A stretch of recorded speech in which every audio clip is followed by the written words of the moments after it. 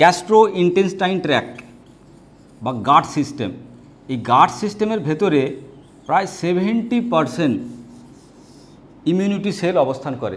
70%। তার মানে কেন? তার কারণ আমাদের বাইরের থেকে যে খাবার দাবারগুলো তারা কিন্তু এইখানে এসে প্রবেশ করে এবং এখানে কি আছে 39 ট্রিলিয়ন মাইক্রোবস। 39 ট্রিলিয়ন মাইক্রোবস মানে কি জীবাণু। 39 ট্রিলিয়ন সংখ্যাটা যদি আমি বলি, একটা আকাশগঙ্গায় যত তারা আছে তাকে যদি আমি 100 দিয়ে গুণ করি, অত পরিমাণ তারা আমাদের এই জীবাণু আমাদের এই গ্যাস্ট্রো ইন্টেস্টাইন ট্র্যাকের ভেতরে কিন্তু অবস্থান করে এবং আমরা যখন কোনো খাবার খাই সেই খাবারটাকে তারা বায়োকেমিক্যাল প্রসেসে হজম করার ব্যবস্থা করে। কিন্তু যখন তারা এই খাবারটাকে হজম করতে পারে না, তার ফলে কি হয়, ওই খাবারটা এসে আমাদের এই গ্যাস্ট্রো ইন্টেস্টাইনের ট্র্যাকের ভেতরে এসে পড়ে থাকে এবং পড়ে পড়ে পচতে থাকে এবং এই পচে যাওয়ার ফলে এই যে গ্যাস্ট্রো ইন্টেস্টাইনের ট্র্যাকের ভেতরের যে দেওয়াল, যাকে আমরা বলছি মিউকাস মেমব্রেন, এই মিউকাস মেমব্রেনগুলো পচে গলে বাইরে বেরিয়ে যায়। তার ফলে আমাদের গ্যাস্ট্রো ইন্টেস্টাইন ট্র্যাকটা দেখতে আদতে হয়ে যায় এরকম। আপনার দেওয়াল যেহেতু ভেঙে যায়, তার ফলে গ্যাস্ট্রো ইন্টেস্টাইন ট্র্যাকটা একদিকে খুব মোটা হয়ে ফুলে যায় আর একদিকে সরু হয়ে যায়। এরপরে কি হয়, বছরের পর বছরের খাওয়া এটা পেটের মধ্যে পড়ে থাকে এবং পেটের মধ্যে পড়ে থেকে পচতে শুরু করে। তার ফলে কি হয়, এই যে 39 ট্রিলিয়ন গুড ব্যাকটেরিয়া যারা আমাদের বায়োকেমিক্যাল প্রসেসে খাবারকে কি করে, শর্ট চেন অফ ফ্যাটি অ্যাসিডতে রূপান্তরিত করে, সেটা তখন আর করতে পারে না, যার ফলে বদহজম এবং যার ফলে ব্যাড ব্যাকটেরিয়া বাড়তে থাকে।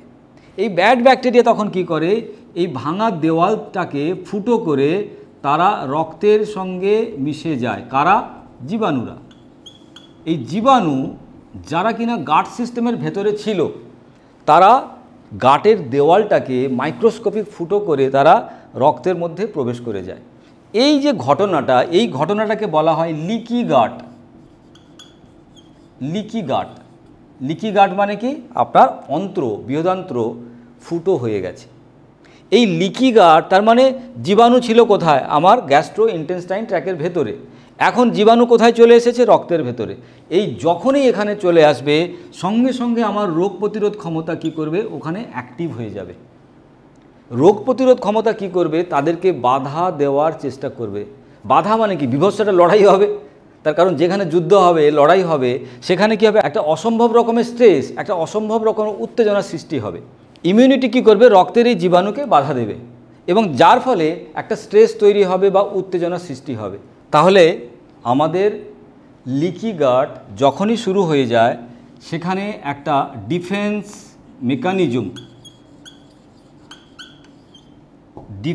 মেকানিজম মানে ইমিউনিটি অন হয়ে যায়। Defence mechanism on. এই ডিফেন্স মেকানিজম অন যখন হয়ে যায়, তখন একটা কি তৈরি হয় শরীরে, স্ট্রেস মানে উত্তেজনা। কারণ যে কোনো মারামারি, ফাইট, যে কোনো যুদ্ধ, সেখানে কি তৈরি হবে, উত্তেজনা। আর উত্তেজনা মানে আমাদের শরীরে বেড়ে যাবে কি, কোর্টিসল হরমোন। কোর্টিসল হরমোন, এই কোর্টিসল হরমোনকে আমরা বলতে পারি বিপদ হরমোন। কারণ বিপদ,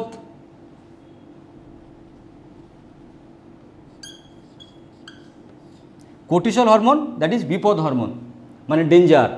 কেন ডেঞ্জার, লিকি গাট জীবাণু আমার রক্তের ভেতরে ঢুকে পড়েছে আর ডিফেন্স মেকানিজম মানে ইমিউনিটি আমার শরীরের ভেতরে আছে, তারা কি করেছে, তারা তাদেরকে বাধা দেওয়ার চেষ্টা করেছে।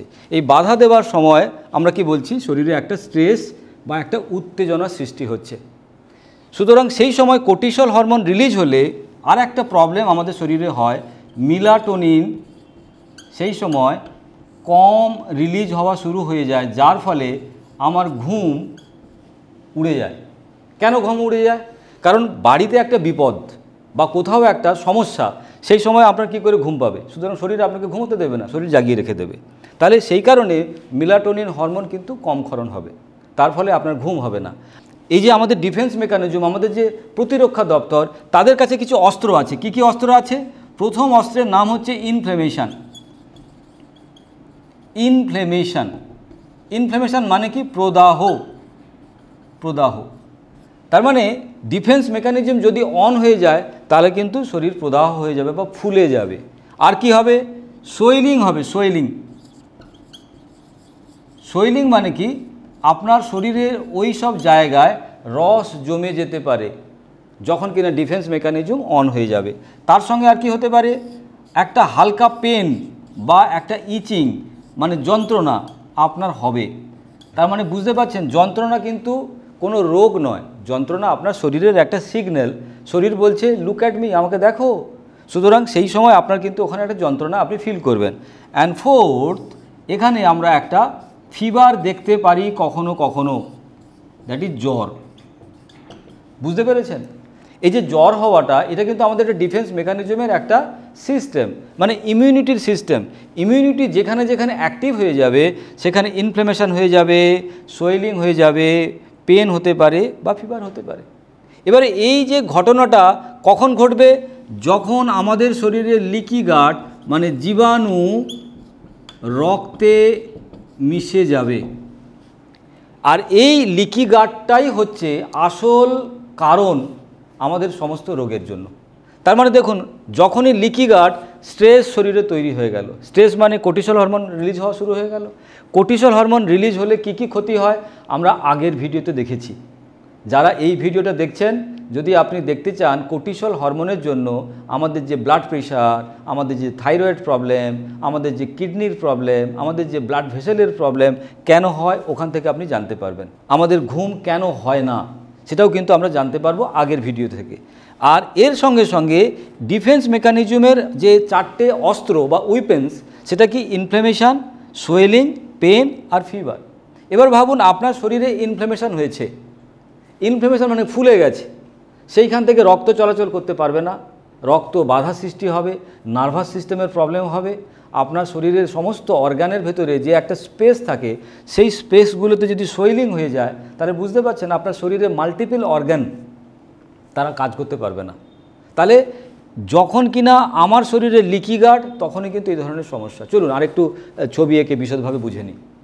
এই লিকি গাটের কারণে যদি আমার ব্রেন মানে আমাদের মাথা ইনফ্লেম হয়ে যায়, মানে মাথাতে যদি প্রদাহ সৃষ্টি হয়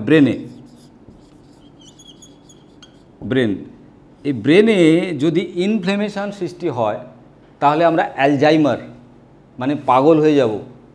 এই যে পাগল যারা ঘুরে বেড়াচ্ছে তাদের কি প্রবলেম?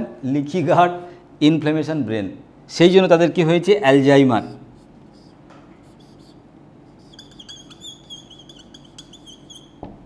অ্যালজাইমার, ইনসোমিনিয়া, আমাদের ঘুম হবে না।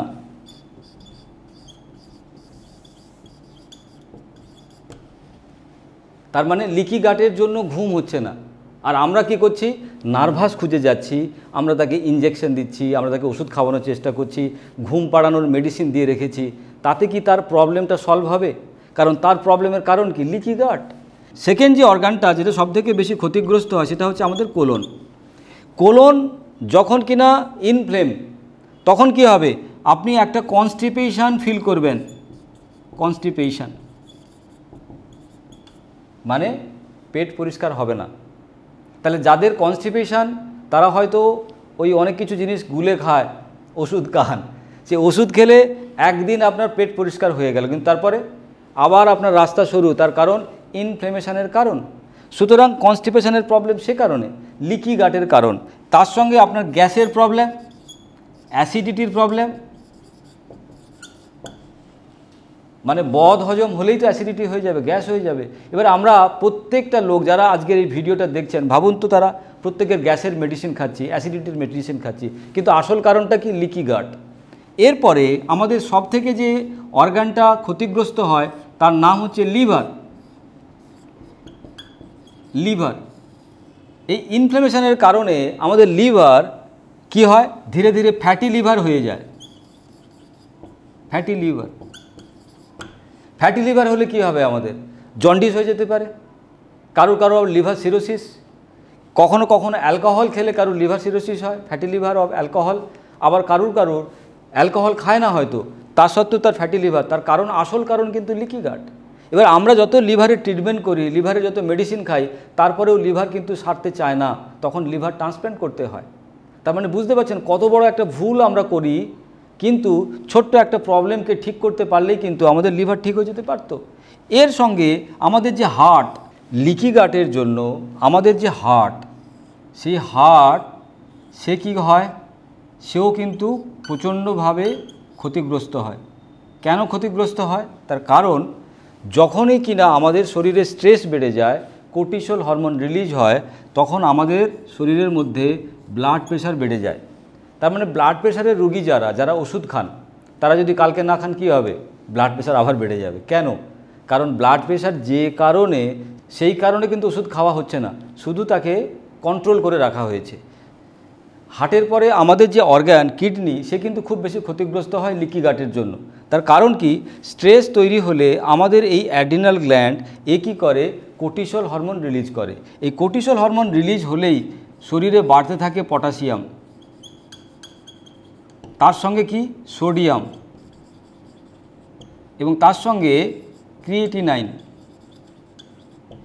এই যে জিনিসগুলো যখনই আমরা বাড়তে দেখি আমাদের রক্ত পরীক্ষার সময়, তখন আমরা বুঝতে পারি আমাদের কিডনি কাজ করছে না। তার কারণ হার্টটা এত দ্রুত ব্লাড পাম্প করে, সেই যে ধাক্কাটা সেটা কিডনি সহ্য করতে পারে না, কারণ কিডনিকে খুব দ্রুত রক্তটাকে পরিষ্কার করে আবার পাঠিয়ে দিতে হয়। তখন কি হয়? রক্ত দ্রুত পরিষ্কার করতে না পারার জন্য কিডনি থেকে কি হয়? প্রোটিন লিকেজ হতে থাকে। এই প্রোটিন লিকেজ হওয়ার ফলে আমাদের শরীরে কিন্তু আস্তে আস্তে দুর্বলতা চলে আসে, এবং সেই সময় আমাদের ব্লাডের ভেতরে পটাশিয়াম বেড়ে যায়, সোডিয়াম বেড়ে যায়, ক্রিয়েটিনিন বেড়ে যায়। তার মানে কিডনিটা স্কুইচ হয়ে গেছে, নেফ্রনগুলো কাজ করতে পারছে না। তারপরে যে অর্গানটা ক্ষতিগ্রস্ত হয় তার নাম কি? থাইরয়েড। আমাদের থাইরয়েডকে আমরা বলি বাটারফ্লাইয়ের মতো দেখতে একটা অর্গান, গলার মধ্যে আছে থাইরয়েড। এখন ঘরে ঘরে মেয়েদের থাইরয়েড প্রবলেম। থাইরয়েড প্রবলেম কিন্তু অ্যাকচুয়ালি থাইরয়েড প্রবলেম নয়। থাইরয়েড প্রবলেম মানে আমরা কি টেস্ট করি? TSH, T3, T4, এই যে হরমোনগুলো, এগুলো বেড়ে যায়। কেন বেড়ে যায়? তার কারণ যখনই কিনা হার্ট খুব দ্রুত পাম্প করছে, তখন আমাদের শরীরে কি লাগবে? প্রচুর পরিমাণে গ্লুকোজ লাগবে। সেই গ্লুকোজ কে দেবে? লিভার দেবে। সেই লিভারকে দ্রুত মেটাবলাইজ করার জন্য আমাদের যে থাইরয়েড, সেখান থেকে কিন্তু লাগবে T3, T4 হরমোন। সেই কারণে দেখবেন আপনার T3, T4 বেড়ে গেছে। তখন আমরা থাইরয়েডের ওষুধ খাই, কিন্তু থাইরয়েডের ওষুধ খেয়ে থাইরয়েড সারবে কী করে? কারণ প্রবলেমটা তো লিকি গাটের। এর সঙ্গে সঙ্গে আমাদের জয়েন্টে পেন দেখতে পাই, মারাত্মক লেভেলের আমাদের কি হয়? জয়েন্ট পেন, যাকে আমরা বলছি আর্থারাইটিস। এই আর্থারাইটিস কিন্তু লিকি গাটের কারণ। তার কারণ যে রক্তের জীবাণু, তারা যখন এই জয়েন্টের এই গ্যাপে এসে বা এই খালি জায়গাগুলো ঢুকে পড়ে, তখন আমাদের ইমিউনিটি পাওয়ার বা ডিফেন্স মেকানিজম ওখানে ইনফ্লেমেশন তৈরি করে। এই ইনফ্লেমেশনের জন্য একটা ছোট্ট ঘা তৈরি হয়, যার ফলে আমরা কি করি? পেন অনুভব করি, ব্যথা। ব্যথা মানে কিন্তু কোনো রোগ নয়, ব্যথা মানে হচ্ছে জয়েন্টটা ক্ষতিগ্রস্ত হচ্ছে, আমাকে তুমি দেখো। তাহলে সেই সময় যদি আমরা ওই দেখার কারণটা আমরা ঠিকঠাক করে খুঁজে ফেলতে পারি, তাহলে কিন্তু জয়েন্ট পেনটা চলে যাবে। কিন্তু ধীরে ধীরে কি হয়? জয়েন্ট পেনের ওষুধ খেতে খেতে খেতে খেতে আমাদের হাড়টা নষ্ট হয়ে যায়, তখন অপারেশন করতে হয়, আমাদের হাড়গুলো বেঁকে যায়। তাহলে আমরা যদি আগে থেকেই আমাদের পেটকে ঠিক করে নিতে পারি, লিকি গাটকে ঠিক করে নিতে পারি, তাহলে কিন্তু জয়েন্ট পেন থেকে আমরা বেঁচে যাব। এরপরে যে অর্গানটা সবথেকে বেশি ক্ষতিগ্রস্ত হয় সে হচ্ছে লাংস। কেন? কারণ হৃৎপিণ্ড খুব দ্রুত কাজ করলে আমাদের শরীরে ওই সময় লাগবে কি? অক্সিজেন। সেই অক্সিজেন কিন্তু আমাদের লাংস সরবরাহ করে।